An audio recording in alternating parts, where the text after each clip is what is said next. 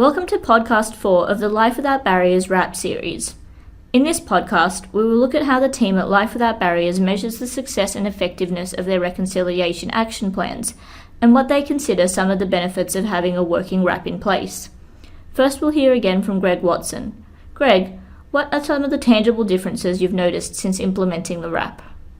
We've noticed that more of the case managers, just where I particularly work, get more involved in NAIDOC Week, and also then they promote that for the children that they work with. And so it has that flow-on effect, and ultimately the children have benefits from that. So children with Aboriginal backgrounds, they get those opportunities to really take part in those important events.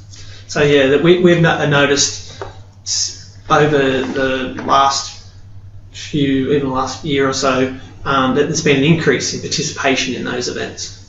Amanda speaks of measuring effectiveness based on successes relating directly with key focus areas of the RAP, such as Focus Area 4, Programs and Policy, ensuring services are responsive to the cultural needs of individuals, families and communities. Being part of learning and development, I think there's two areas in particular. One has been to improve our case management resources to be able to start focusing on the focus areas of 4 and 6 of the RAP, in particular designing and redesigning our case management resources to make sure that sufficient time is actually spent on understanding what is needed for Aboriginal cultural support in our case plans and planning, which is incredibly important for practice. The other part is changing the focus of our training from Aboriginal cultural awareness training to introduction to Aboriginal culture.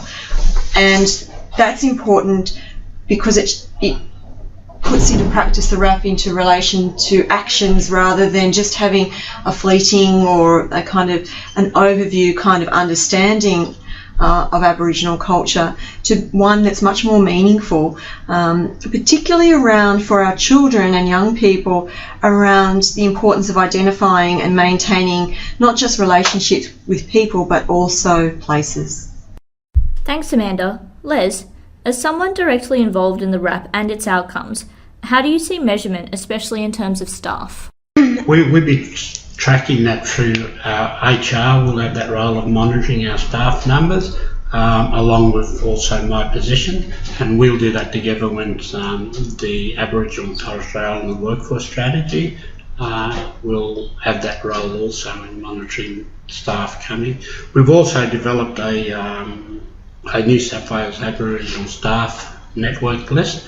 That list is for all current Aboriginal staff to liaise with each other and support each other, and that list is very useful in saying when staff has left or a staff member is intending to leave, or new staff members coming on. Thanks, Les.